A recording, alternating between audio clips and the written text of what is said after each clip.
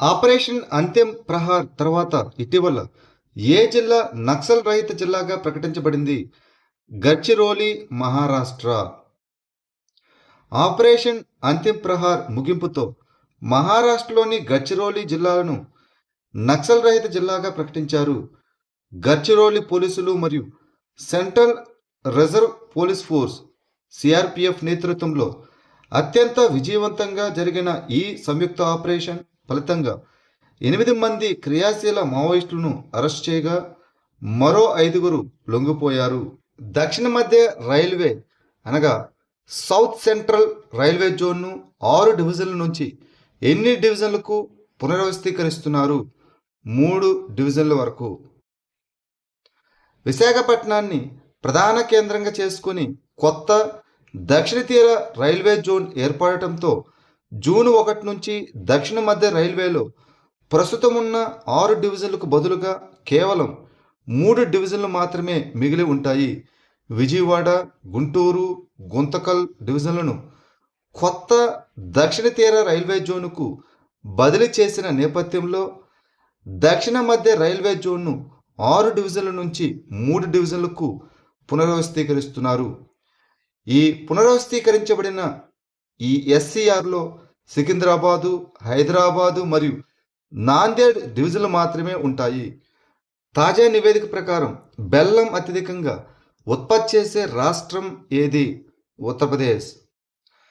ప్రపంచ బెల్లం ఉత్పత్తిలో 70% పైగా వాటాతో భారతదేశం ప్రపంచంలోనే అతిపెద్ద బెల్లం ఉత్పత్తిదారుగా ఉంది. సాధారణంగా గుర్ అని పిలువబడే బెల్లం రసాయనాలు లేకుండా చెరకు రసాన్ని చిక్కబరచడం ద్వారా తయారు చేయబడిన ఒక శుద్ధి చేయని సహజ తీపి పదార్థం. బెల్లంలో విటమిన్లు మరియు యాంటీ ఆక్సిడెంట్లతో పాటు calcium, iron, magnesium, potassium, zinc మరియు ఫాస్ఫరస్ వంటి ఖనిజాలు ఉంటాయి.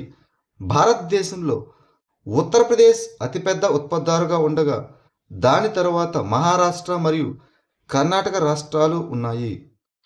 భారతదేశంలో ఇటీవల విడుదలైన డోననెమాబ్ అనే ఔషధాన్ని ఏ వ్యాధి చికిత్సకు ఉపయోగిస్తారు? అల్జీమర్స్ వ్యాధి కొరకు. భారతదేశం ఇటీవల అల్జీమర్స్ వ్యాధికి దేశంలోనే మొట్టమొదటి చికిత్స అయిన డోననెమాబ్ను ప్రారంభించింది. అల్జీమర్స్ వ్యాధి అనేది క్రమంగా తీవ్రమయ్యే మెదడు రుగ్మత మరియు చిత్తవైకల్యానికి అత్యంత సాధారణ కారణం. జ్ఞాపక శక్తి, ఆలోచన సామర్థ్యం మరియు ప్రవర్తన క్షీణించి రోజువారీ జీవితం ప్రభావితమవుతోంది. స్మైల్ మిషన్ అనేది యూరోపియన్ స్పేస్ ఏజెన్సీ మరియు ఏ దేశం మధ్య చేపట్టిన ఉమ్మడి అంతరిక్ష యాత్ర? చైనా. స్మైల్ మిషన్ అనేది భూమి యొక్క అయస్కాంత కవచం హానికరమైన సౌర గాలుల నుంచి గ్రహాన్ని ఎలా రక్షిస్తుందో అధ్యయనం చేయడానికి యూరోపియన్ స్పేస్ ఏజెన్సీ మరియు చైనీస్ అకాడమీ ఆఫ్ సైన్సెస్ సంయుక్తంగా చేపట్టిన ఒక మిషన్. ఈ స్మైల్ అనగా solar wind magnetosphere ionosphere link explorer. ఇటీవల ఏ సంస్థ రేబీస్ సోకిన మరియు ప్రమాదకరమైన కుక్కలకు కారుణ్య మరణాన్ని అనుమతించింది? సుప్రీంకోర్టు. మానవ ప్రాణాలను, ప్రజా భద్రతను కాపాడటానికి రేబీస్ వ్యాధి సోకిన నయం కాని వ్యాధులతో ఉన్న లేదా స్పష్టంగా ప్రమాదకరమైన కుక్కలను కారుణ్య మరణం ద్వారా చంపేందుకు భారత సుప్రీంకోర్టు అధికారులకు అనుమతి ఇచ్చింది. వీధి కుక్కల బెడద, పెరుగుతున్న కుక్కకాటు ఘటనలకు సంబంధించి సుమోటోగా విచారణ జరుపుతున్నప్పుడు అత్యున్నత న్యాయస్థానం ఈ ఆదేశాలను జారీ చేసింది. మేరా భారత్ మేరా యోగ్దాన్ ప్రచారంలో భాగంగా మెట్రో మండేను ఏ రాష్ట్రం లేదా కేంద్రపాలిత ప్రాంతం ప్రారంభించింది? ఢిల్లీ. ఢిల్లీ ప్రభుత్వం మేరా భారత్ మేరా యోగ్దాన్ ప్రచారంలో భాగంగా మెట్రో మండేను ప్రారంభించింది. పశ్చిమ ఆసియా సంక్షోభంతో ముడిపడి ఉన్న ప్రపంచ అనిశ్చితుల నేపథ్యంలో ఇంధనాన్ని ఆదా చేయడానికి మరియు కాలుష్యాన్ని తగ్గించడానికి ప్రజా రవాణాను ఉపయోగించమని ఈ కార్యక్రమం పౌరులను ప్రోత్సహిస్తున్నది. ఢిల్లీ ప్రభుత్వం వర్క్ ఫ్రమ్ హోమ్ ఏర్పాట్లు, అధికారిక విదేశీ పర్యటనలను తగ్గించడం మరియు వారానికి ఒకసారి నో వెహికల్ డే వంటి చర్యలను కూడా ప్రతిపాదించింది.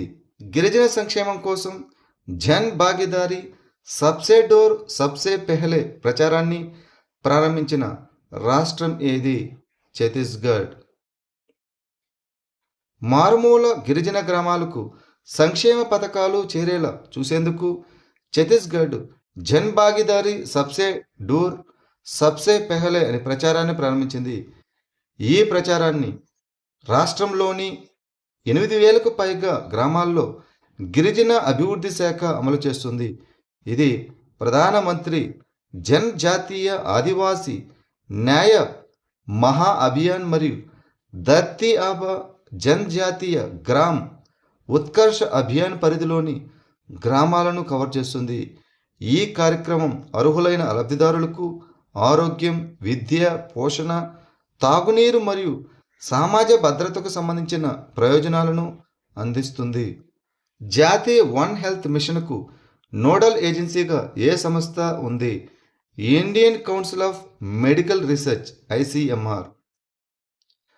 జాతీయ ఏక ఆరోగ్య మిషన్పై శాస్త్రీయ స్టీరింగ్ కమిటీ 5వ సమావేశం న్యూఢిల్లీలో జరిగింది. భారతదేశంలో సమగ్ర వ్యాధి నిఘా మరియు మహమ్మారి సంసిద్ధతను బలోపేతం చేయడానికి ఈ మిషన్ను 2024లో ప్రారంభించారు. ఇది మానవ, జంతు మరియు పర్యావరణ ఆరోగ్య రంగాలను అనుసంధానించే సహకార విధానాన్ని అనుసరిస్తుంది. అన్ని రంగాల్లో సమన్వయంతో కూడిన వ్యాధి నియంత్రణ మరియు ఆరోగ్య భద్రతను మెరుగుపరచడమే ఈ మిషన్ యొక్క లక్ష్యం. Indian council of medical research ఈ మిషన్కు నోడల్ ఏజెన్సీగా వ్యవహరిస్తున్నది. ఇటీవల వార్తల్లో కనిపించిన కోటడోరియా ఫ్యాబ్రిక్ సాంప్రదాయకంగా ఏ రాష్ట్రంతో ముడిపడి ఉంది? రాజస్థాన్. రాజస్థాన్కు చెందిన కోటడోరియాను ఈశాన్య భారతదేశంలోని ఏరి సిల్క్తో మేళవించి ఒక ప్రీమియం వస్త్రాన్ని అభివృద్ధి చేయడానికి ఒక కొత్త కార్యక్రమం ప్రారంభించబడింది. భారతీయ చేనేత ఉత్పత్తుల ప్రపంచ గుర్తింపును బలోపేతం చేయడం, అలాగే కళాకారులు మరియు నేత కార్మికులకు కొత్త జీవనోపాధి అవకాశాలను కల్పించడం ఈ ప్రాజెక్టు యొక్క లక్ష్యం. ఈ మిశ్రమ వస్త్రం కోటడోరియా యొక్క తేలికపాటి పారదర్శక నేతను ఏరి సిల్క్ యొక్క మృదువైన ఆకృతితో మిళితం చేస్తుంది. అరుణాచల్ ప్రదేశ్లోని ఏ తెగవారు ఏటోర్ గిడి పండుగను జరుపుకుంటారు? ఆది. ఏటోర్ గిడి అనేది అరుణాచల్ ప్రదేశ్లోని ఆది సమాజం జరుపుకునే ఒక సాంప్రదాయ వ్యవసాయ ఆధారిత పండుగ. ఈ పండుగను వ్యవసాయ కాలం ప్రారంభంలో సాధారణంగా మే నెల మధ్యలో జరుపుకుంటారు. ఇది వ్యవసాయ సంబంధిత ఆచారాలు, సామూహిక భాగస్వామ్యం మరియు గ్రామ సంప్రదాయాలతో ముడిపడి ఉంటుంది. ఈ పండుగ సమయంలో గ్రామస్తులు సామూహికంగా వ్యవసాయ క్షేత్రాల చుట్టూ ఉన్న కంచెలను మరమ్మతు చేసి బలోపేతం చేస్తారు. అంతర్జాతీయ ఆందోళన కలిగించే ప్రజారోగ్య అత్యవసర పరిస్థితి అనేది ఏ సంస్థ జారీ చేసే అత్యున్నత స్థాయి ప్రపంచ ఆరోగ్య హెచ్చరిక? ప్రపంచ ఆరోగ్య సంస్థ WHO, వరల్డ్ హెల్త్ ఆర్గనైజేషన్. ప్రపంచ ఆరోగ్య సంస్థ డెమోక్రటిక్ రిపబ్లిక్ ఆఫ్ కాంగో మరియు ఉగాండాలో వ్యాపించిన ఎబోలా వ్యాప్తిని అంతర్జాతీయ ఆందోళన కలిగించే ప్రజారోగ్య అత్యవసర పరిస్థితిగా ప్రకటించింది. ఈ PHEIC అనేది అంతర్జాతీయ ఆరోగ్య నిబంధనల కింద WHO జారీ చేసే అత్యున్నత స్థాయి ప్రపంచ ఆరోగ్య హెచ్చరిక. ఒక ఆరోగ్య సంక్షోభం అంతర్జాతీయ ప్రజారోగ్యానికి ప్రమాదం కలిగించి సమన్వయంతో కూడిన ప్రపంచ చర్య అవసరమైనప్పుడు దీనిని ప్రకటిస్తారు. ఇటీవల వార్తల్లో కనిపించిన రెడ్ శాండ్ బోవా, దీని ఎరిక్స్ జానీ అని కూడా అంటాము, ఇది ఏ దేశాలకు స్థానికమైనది? భారతదేశం, పాకిస్తాన్ మరియు ఇరాన్. వరంగల్లో జరుగుతున్న ఒక అక్రమ వన్యప్రాణుల వ్యాపార కార్యకలాపం నుంచి directorate of revenue intelligence DRI సజీవంగా ఉన్న ఎర్ర ఇసుక బొద్దింకలను స్వాధీనం చేసుకుంది.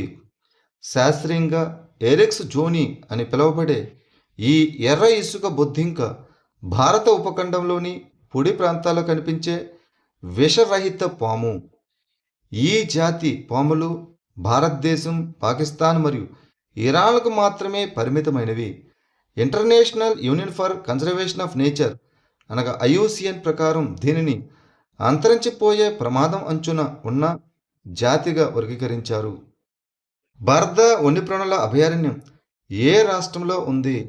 గుజరాత్. గుజరాత్లోని గిర్ అడవిలో మొత్తం వన్యప్రాణి జనాభాను కేంద్రీకరించడం వల్ల కలిగే అంతరించిపోయే ప్రమాదాలను తగ్గించడానికి ఆసియా సింహానికి రెండవ ఆవాసంగా బర్దా వన్యప్రాణి సంరక్షణ కేంద్రాన్ని అభివృద్ధి చేస్తున్నారు. ఈ సంరక్షణ కేంద్రం గుజరాత్లోని పోర్బందర్ సమీపంలో ఉన్న బర్దా అడవిలో ఉంది. ప్రమాణాలకు అనుగుణంగా లేని నాణ్యత గల మందులను పర్యవేక్షించడం కోసం భారతదేశ మొట్టమొదటి సమీకృత సాంకేతికత ఆధారిత పర్యవేక్షణ పోర్టల్ను ఏ రాష్ట్రం ప్రారంభించింది? కర్ణాటక. ప్రమాణాలకు అనుగుణంగా లేని మందులను గుర్తించడం మరియు నార్కోటిక్స్ డ్రగ్స్, సైకోట్రోపిక్ సబ్స్టాన్సెస్ డ్రగ్స్ను పర్యవేక్షించడం కోసం కర్ణాటక భారతదేశ మొట్టమొదటి సమీకృత సాంకేతిక ఆధారిత పర్యవేక్షణ పోర్టల్ను ప్రారంభించింది. ఈ వ్యవస్థ నాణ్యత లేని ఔషధాల బ్యాచ్లను నిజ సమయంలో ట్రాక్ చేయడానికి, స్వయంచాలకంగా నిలిపివేయడానికి మరియు వెనక్కి పిలిపించడానికి వీలు కల్పిస్తుంది.